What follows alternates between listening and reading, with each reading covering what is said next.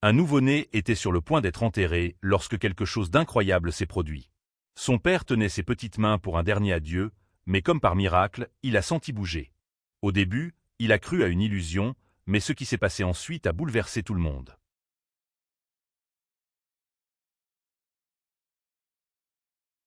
La salle de réveil était plongée dans un silence dense, interrompu seulement par le bruit sourd de sanglots occasionnels. Le petit cercueil blanc reposait au centre de l'espace, entouré de fleurs et de bougies qui projetaient de longues ombres sur les murs blancs. L'environnement était porteur d'une lourdeur presque palpable, d'une atmosphère suffocante de perte et de résignation. Marcos et Camilla se tenaient côte à côte, le visage marqué par la douleur. Il était rigide, les yeux fixés sur son fils sans vie, comme si son propre corps refusait d'accepter la réalité. Elle, les épaules tendues, respirait irrégulièrement, comme si le moindre mouvement brusque pouvait la faire s'effondrer. La famille et les amis se sont approchés un par un, offrant des gestes silencieux de soutien. Des mains touchèrent les épaules du couple, des étreintes furent échangées, mais aucun mot ne semblait capable de combler le vide qui planait au-dessus de la pièce. Le temps passait lentement, chaque seconde étant un rappel de ce qui avait été perdu. Le flux de visiteurs commença à diminuer, mais Camilla sentit qu'elle avait besoin d'un dernier moment avec son fils. Le poids du dernier au revoir la rapprocha du cercueil. À pas lents, elle s'approcha, ses mains tremblantes posées sur le bois froid. Son regard tomba sur le petit visage immobile. Ses doigts glissèrent doucement sur la peau du bébé, comme s'il voulait mémoriser chaque détail. Mais lorsqu'elle toucha sa joue, un frisson lui parcourut le dos. La sensation était différente de ce à quoi je m'attendais. Le corps n'était pas aussi froid qu'il aurait dû l'être. Elle restait immobile, absorbant l'information sans savoir comment réagir. Ses yeux se tournèrent vers Marcos, qui restait immobile, inconscient du malaise qui commençait à se former en elle. Cette pensée insistante envahit son esprit. Quelque chose n'allait pas. Le corps aurait dû être froid, sans vie, mais ce n'était pas le cas. Le doute grandissait en elle, un malaise impossible à ignorer. Marcos remarqua l'hésitation de sa femme, mais évita d'approfondir le sujet. Son esprit refusait de croire en quelque chose qui défiait toute logique. Camilla, cependant, ne pouvait pas se débarrasser du sentiment étrange qu'elle avait ressenti. L'un des plus proches parents, remarquant son malaise, s'approcha d'elle. Il observa le visage pâle de l'enfant et, hésitant, répéta le geste. Son expression changea subtilement, l'incertitude se reflétant dans ses yeux. Le silence dans la pièce fut rompu par un murmure discret. De petits murmures commencèrent à se répandre parmi les personnes présentes. Marcos resta immobile pendant quelques instants, mais, dans un geste automatique d'adieu, il tendit la main et tint la petite main de son fils. Ses doigts s'enroulèrent autour des orteils délicats du bébé, sentant la peau douce pour la dernière fois. C'est alors que son corps se raidit. Une sensation presque imperceptible mais indéniable parcourut sa main. La légère pression contre ses doigts fit battre son cœur. Il hésita, son cerveau essayant de trouver une explication rationnelle. Peut-être s'agissait-il d'un spasme résiduel, d'un réflexe dénué de sens. Mais, au cas où, il répéta le geste. Et la réponse est revenue. Une emprise, certes faible, mais réelle. L'air dans la pièce semblait devenir plus épais. Marcos s'éloigna un peu, les yeux écarquillés, l'esprit en conflit entre la raison et l'impossible. Les murmures devinrent plus forts. Certaines personnes ont commencé à bouger avec agitation, tandis que d'autres se contentaient de regarder, ne sachant pas comment réagir. Ce qui était autrefois un moment d'adieu solennel s'est désormais transformé en quelque chose d'indéfini. Le doute s'est installé parmi les personnes présentes. Certains pensaient que le désespoir du couple leur faisait imaginer des choses. D'autres, intrigués, ont commencé à se demander si le diagnostic pouvait être erroné. Le petit cercueil, autrefois symbole de deuil, était désormais au centre d'un mystère troublant. Les expressions sur les visages des membres de la famille allaient de l'incrédulité à la peur. Personne n'osait dire quoi que ce soit, mais la possibilité qui planait sur tout le monde était trop terrifiante pour être ignorée. Quelqu'un a suggéré d'appeler un professionnel. S'il y avait la moindre chance d'erreur, il ne pourrait pas l'ignorer. L'un des oncles du bébé propose de s'en prendre à Sylvia, la pharmacienne de la ville, connue pour son expérience et sa sensibilité. Marcos et Camilla étaient sous le choc. Entre la douleur et l'incertitude, une nouvelle émotion a commencé à se mélanger, l'espoir. Mais s'ils avaient tort? Et si tout cela n'était qu'une cruelle erreur? Le temps semblait s'écouler alors qu'ils attendaient l'arrivée de Sylvia. Chaque seconde était un tourment. La veillée funéraire, autrefois rituel d'adieu, s'est désormais transformée en une étape d'attente.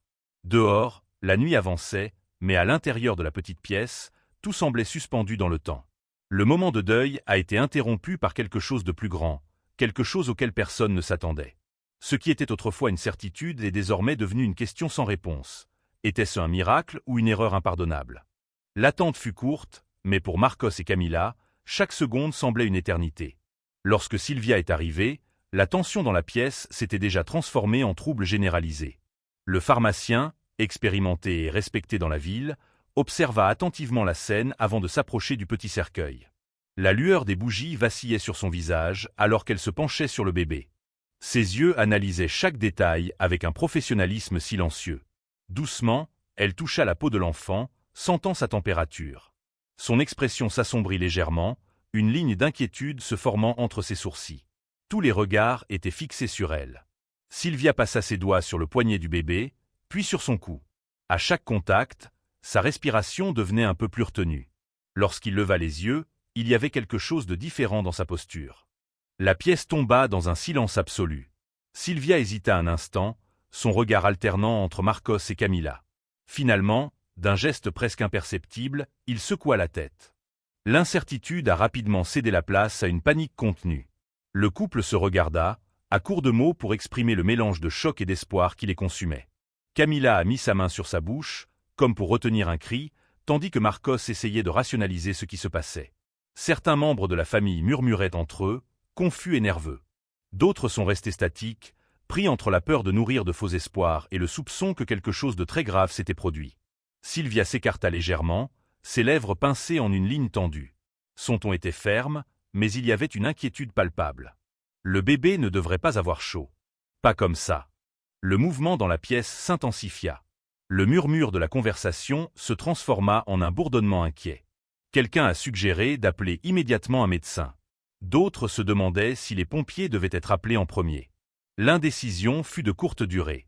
Marcos, essayant toujours de comprendre ce qui s'était passé, a décroché le téléphone et a passé l'appel. Sa voix était tremblante mais déterminée. Le rapport était bref, direct. Un bébé déclaré mort semblait montrer des signes de vie. Le silence envahit à nouveau la pièce lorsqu'il raccrocha. Le poids de cette déclaration s'est répandu dans toute la pièce. Ce qui n'était autrefois qu'un sillage s'est transformé en un scénario d'incertitude et de suspicion. La sirène lointaine annonça l'arrivée des secours. Le son, qui dans toute autre situation serait passé inaperçu, était désormais presque assourdissant. Lorsque les pompiers entrent dans la pièce, la tension atteint son paroxysme. Le lieutenant Almeida dirigeait l'équipe. Son regard expert parcourut rapidement la pièce, captant chaque détail avant de s'approcher du cercueil. D'un geste professionnel, il enfila ses gants et récupéra le matériel qu'il transportait. L'attention de tous s'est concentrée sur lui. L'oxymètre a été soigneusement positionné sur le petit doigt du bébé. Le silence devint absolu. L'écran de l'appareil a clignoté, puis un numéro est apparu. Le choc fut instantané. L'appareil a détecté une fréquence cardiaque faible mais présente. Le bébé était vivant. La confirmation fut comme une explosion dans la pièce. Certains présents ont réagi par des exclamations de surprise, tandis que d'autres sont simplement restés sous le choc. Camila chancela, s'appuyant sur l'épaule de Marcos. Ses yeux étaient écarquillés, sa respiration était irrégulière. Les pompiers échangèrent de rapides regards, analysant la situation. Le protocole était clair. Tout patient présentant des signes de vie avait besoin de soins immédiats. Le bébé ne pouvait pas rester là. Le lieutenant Almeida s'est avancé, a rapidement saisi sa radio et a appelé l'ambulance. Les autres membres de l'équipe se préparaient à retirer le bébé du cercueil. L'esprit de Marcos avait encore du mal à assimiler les faits. Comment cela a-t-il été possible? Comment un bébé déclaré mort, préparé pour une veillée funéraire, pourrait-il être vivant? Les pompiers se sont déplacés rapidement, mais aussi avec une extrême prudence. Le bébé a été soigneusement retiré du cercueil et placé sur une couverture thermique.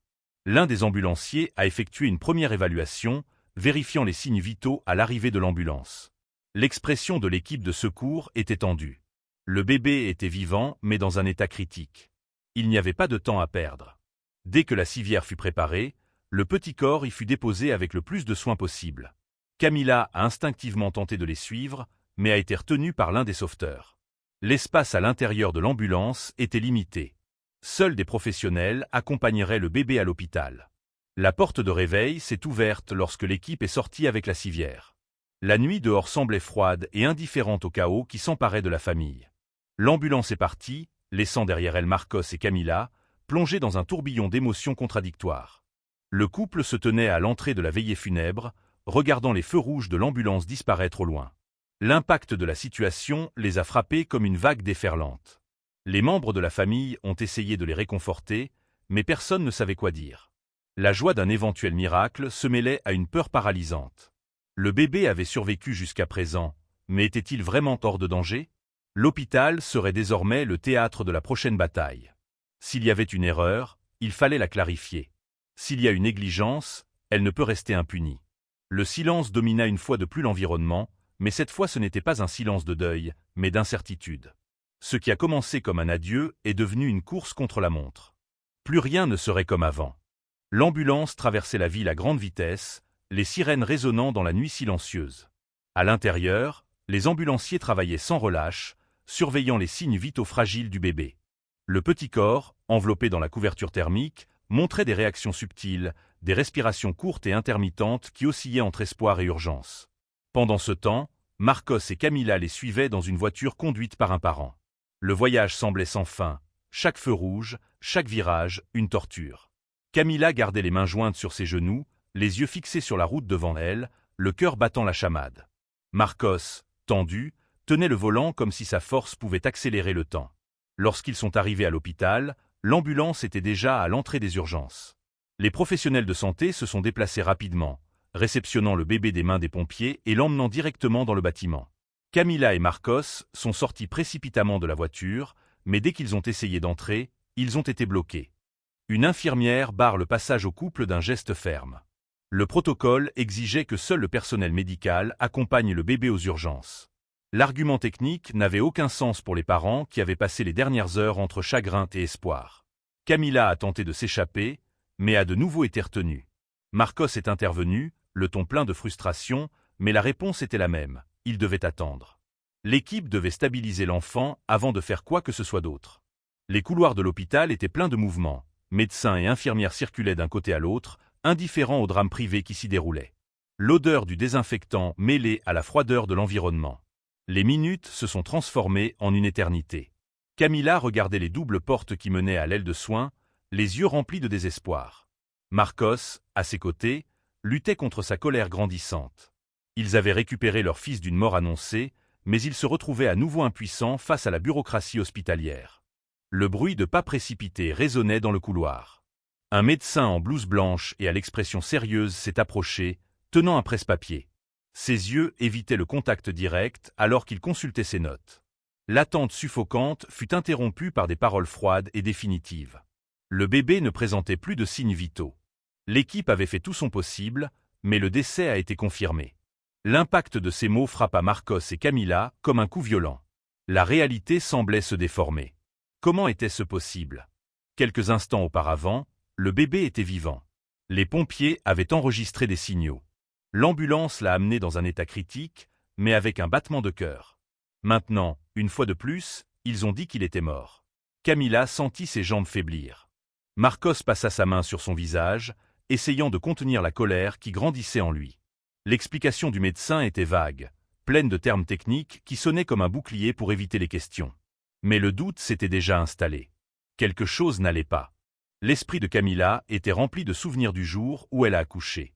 Il se souvenait du sentiment étrange qu'il avait ressenti dès le début, de la façon précipitée dont les médecins avaient tout géré. Le bébé est bien né, mais peu de temps après, quelque chose a semblé devenir incontrôlable. Le visage du médecin responsable de l'accouchement apparut dans son esprit. Il l'avait à peine regardé, sa posture toujours distante, mécanisée.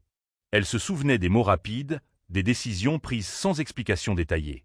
Le bébé avait été retiré de ses bras sans avertissement, emmené avant même qu'elle ait pu comprendre ce qui se passait. Puis vint la nouvelle, complications inattendues, défaillance des signes vitaux, décès confirmé. Tout était allé trop vite. Et maintenant, le même schéma se répétait. Le fils déclaré mort leur fut de nouveau enlevé, sans aucune possibilité de contestation. Les portes de secours sont restées fermées. L'hôpital a tenu bon et le couple ne pouvait pas faire grand-chose. La douleur de Marcos et Camila était accablante. Une infirmière leur a demandé de signer des documents. Démarches administratives, disait-il. Formalisation nécessaire. Marcos prit le bloc-notes avec des mains tremblantes, les yeux fixés sur les lignes du papier. Le silence entre lui et Camilla disait tout. On les poussait à accepter ce qu'on leur disait. Mais le doute persistait. Ils avaient senti la peau chaude du bébé. Marcos sentit l'emprise sur ses petits doigts. Les pompiers avaient enregistré les battements de cœur. Rien de tout cela ne ressemblait à une erreur. Mais là, face à des médecins qui ne donnaient pas d'explication satisfaisante, il n'avait pas d'alternative. Camilla baissa la tête, incapable de supporter l'injustice du moment. Marcos serra les poings, luttant contre son impuissance. Mais la vérité restait encore à découvrir. Le couple a quitté l'hôpital avec le poids d'une nouvelle perte. Mais quelque chose en eux avait changé. La douleur se mêlait à la certitude que quelque chose n'allait pas. Alors qu'ils rentraient chez eux, le silence entre eux n'était pas seulement un deuil. C'était de la détermination. Camilla, le regard perdu sur la route, savait qu'elle ne pourrait pas avancer sans comprendre ce qui s'était réellement passé. Marcos, au volant, avait la mâchoire tendue. La ville à l'extérieur suivait son rythme habituel, inconsciente du chaos interne qui dominait le couple. Mais en eux, la recherche de réponses ne faisait que commencer. À partir de ce moment, accepter la version officielle n'était plus une option. La maison de Marcos et Camilla était plongée dans un silence funèbre. Les rideaux tirés bloquaient la lumière du soleil, rendant la pièce sombre. Le berceau vide dans le coin de la pièce symbolisait le deuil qui semblait ne jamais finir. Cette fois, il n'y avait plus de bougies qui vacillaient à la veillée funéraire, ni de fleurs entourant le cercueil. Le deuxième décès avait été déclaré et, avec lui, tout espoir semblait effacé. Mais quelque chose en eux refusait de l'accepter. Contrairement à la première veillée, les adieux sont désormais marqués par la révolte. L'hôpital a déclaré que le bébé était mort, mais il y avait des signes, des dossiers et des témoins indiquant le contraire. Camilla avait l'impression d'avoir perdu plus d'un enfant. Il sentait que la vérité lui avait été volée. Le silence parmi les membres de la famille n'était pas seulement celui du deuil, mais aussi celui de l'incertitude. Personne ne parlait à voix haute, mais tout le monde semblait partager le même sentiment. Quelque chose n'allait pas. Cette nuit-là, alors que Marcos restait assis sur le canapé, sans avoir la force de réagir, Camilla décrocha le téléphone et composa un numéro. La voix à l'autre bout du fil était ferme et confiante. Lucas, avocat spécialisé dans les affaires médicales, a écouté attentivement chaque détail de l'histoire. Quelques heures plus tard, il est arrivé au domicile du couple. Grand, à l'attitude assurée, il emportait avec lui un dossier de documents et un regard attentif.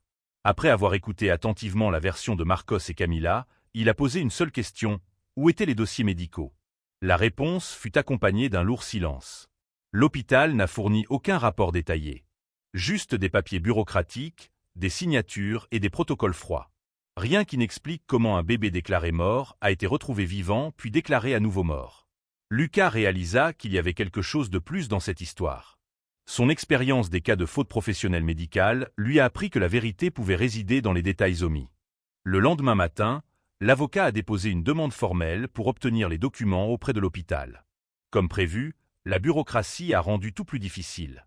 L'institution s'est montrée réticente à publier ses rapports, invoquant des procédures internes. Mais Lucas avait pressé. Lorsqu'il a finalement eu accès au dossier médical, ses soupçons se sont confirmés. Le bébé n'avait pas subi une évaluation complète avant le premier diagnostic de décès. La signature du médecin responsable apparaît sans détails cliniques approfondis. Aucun examen supplémentaire n'a été effectué. De plus, le document présentait des incohérences. La température corporelle enregistrée à l'hôpital ne correspondait pas à celle d'un cadavre. La cause du décès a été décrite de manière générique, sans précision. Quelque chose avait été fait à la hâte. Lucas ferma le dossier et prit une profonde inspiration. La vérité était là, masquée par les échecs médicaux. L'histoire a commencé à se répandre. L'affaire attire rapidement l'attention dans la ville et la révolte prend de l'ampleur. D'abord en famille et entre amis. Ensuite, parmi les résidents qui ont entendu l'histoire et ont commencé à remettre en question la conduite de l'hôpital. Les réseaux sociaux ont été envahis par des commentaires indignés. Le nom de l'hôpital circulait dans les messages et les demandes de réponse se multipliaient. De petits groupes ont commencé à se rassembler à la porte de l'institution pour demander des explications. L'administration de l'hôpital a tenté de garder le silence, mais la pression n'a fait qu'augmenter. Il était impossible d'ignorer le fait qu'un bébé était présumé mort 2 fois. Et que, au moins à un de ces moments, il était vivant. Le nom du médecin responsable du diagnostic a commencé à être remis en question. Le docteur Ricardo, autrefois respecté pour sa longue carrière, se retrouve désormais au centre d'une tempête. Pendant ce temps, Lucas préparait les prochaines étapes du processus.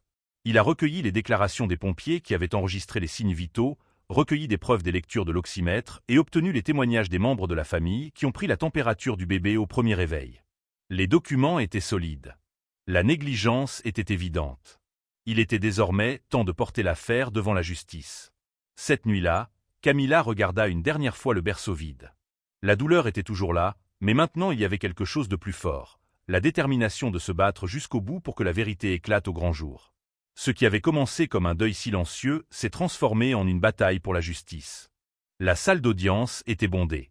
L'affaire avait attiré l'attention nationale et les médias étaient présents, leurs caméras braquées sur le couple qui se battait désormais pour obtenir justice. Marcos et Camilla étaient assis à côté de l'avocat, le visage sérieux, portant la douleur et l'indignation qui les avaient amenés là. De l'autre côté, les représentants des hôpitaux ont gardé une expression impassible. Parmi eux, le docteur Ricardo, le médecin chargé de diagnostiquer les décès. Son regard était lointain, ses épaules rigides, comme s'il s'attendait déjà au pire. Le juge entra dans la salle et tout le monde se leva. Le processus commencerait et la vérité serait enfin confrontée à des preuves irréfutables.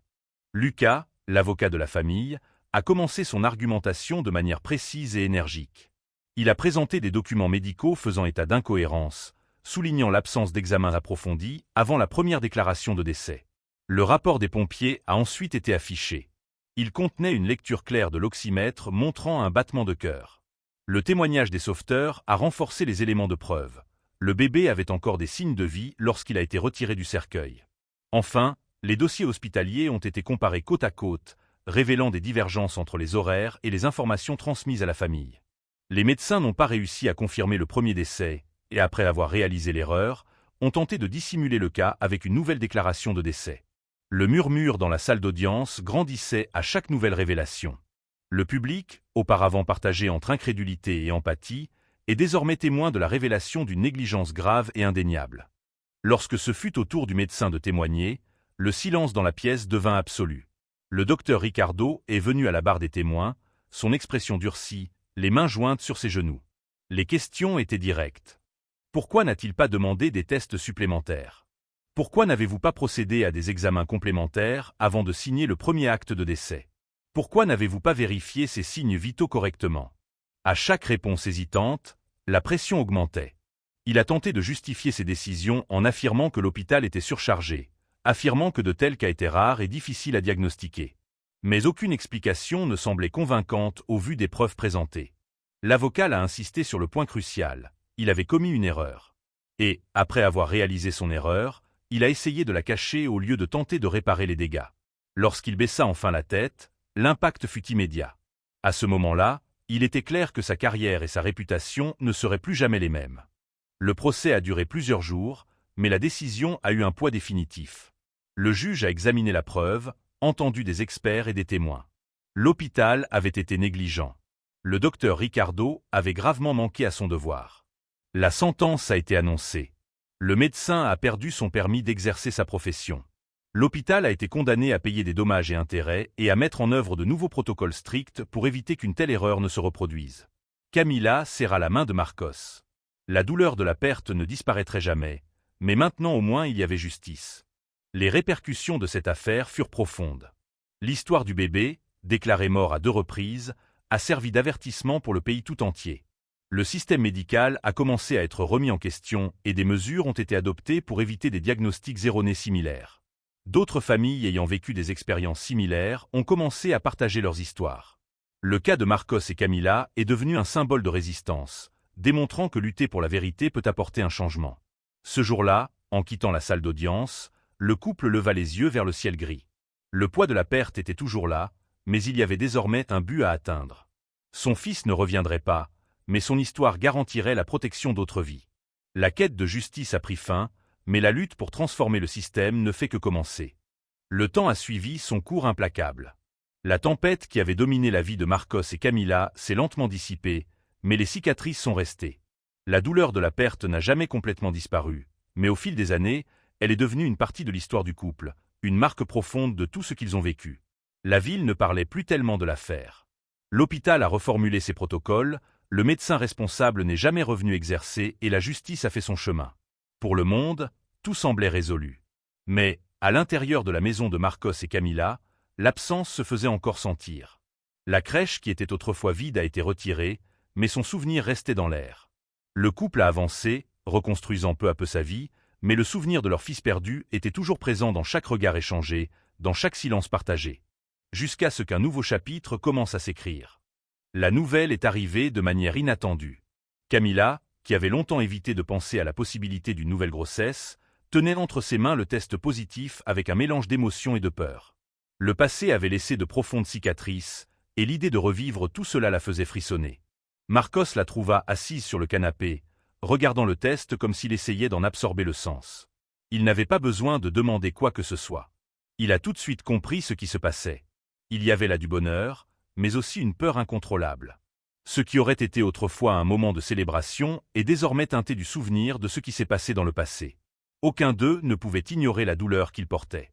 Mais au fil des jours, la joie a commencé à prendre le pas sur la peur. Cette fois, ils feraient tout différemment. Chaque examen serait étroitement surveillé, chaque détail vérifié. Il n'y aurait plus de place pour l'erreur, ni pour l'insouciance. Ils ne permettraient pas que le passé se répète. Les mois qui suivirent furent marqués par un mélange d'anxiété et d'espoir. Camila a réalisé chaque consultation avec la précision de quelqu'un qui ne peut se tromper. Chaque échographie était un moment de tension suivi d'un soulagement en entendant les battements cardiaques forts et sains de l'enfant. Cette fois, les médecins ont été choisis avec prudence. Aucune décision n'a été prise sans que Marcos et Camila soient absolument sûrs d'être entre de bonnes mains. L'hôpital aussi était différent, loin de l'ombre de l'erreur qui avait marqué la vie du couple. La grossesse s'est déroulée sans complications. Mais malgré la bonne nouvelle, Camila s'est quand même réveillée au milieu de la nuit, effrayée, craignant que quelque chose n'aille mal.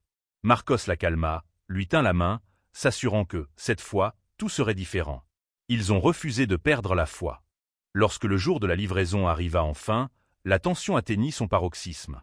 L'hôpital était préparé, l'équipe médicale était informée de toute l'histoire du couple. Rien ne serait fait à la hâte. Camila a été emmenée en salle d'accouchement avec Marcos à ses côtés. Son cœur battait vite alors qu'il tenait la main de sa femme. Elle, à son tour, respirait profondément, essayant de rester calme. Le travail a été long, mais sans complications. Et puis, finalement, les pleurs résonnèrent dans la pièce. Une petite fille en bonne santé est venue au monde, ses minuscules poumons annonçant bruyamment son arrivée. Le son a brisé toute barrière de peur qui restait encore dans le cœur de Marcos et Camila. Le médecin a enveloppé le bébé dans une couverture et l'a placé dans les bras de sa mère. Cette fois, il n'y a pas eu de séparation, il n'y a pas eu d'excuses vaines. Camila a pu serrer sa fille contre sa poitrine, sentant la chaleur de la vie dans ses bras. Quelques jours plus tard, à la maison, Camila a regardé sa fille dormir dans le berceau qui était autrefois vide. Le nom choisi était Béatrice, symbole de bonheur et de renaissance. Le passé était toujours là, mais il ne dominait plus leur vie. Le fils qu'ils avaient perdu ne sera jamais oublié, mais avec Béatrice, ils ont eu une nouvelle chance. Marcos s'est approché et a serré Camila dans ses bras. Le silence entre eux n'était plus celui de la douleur, mais celui de la gratitude. En regardant sa fille, Camila ressentit une paix qu'elle n'avait pas connue depuis des années. La vie continuait, et cette fois, ils étaient prêts à la vivre pleinement. Le cycle est clos, mais le souvenir du premier enfant restera en héritage. Pas seulement pour eux, mais pour tous ceux qui ont suivi leur histoire. Et c'est ainsi qu'un nouveau départ a enfin commencé. Pour regarder la prochaine histoire captivante, clique sur la vidéo à l'écran. On se retrouve là-bas.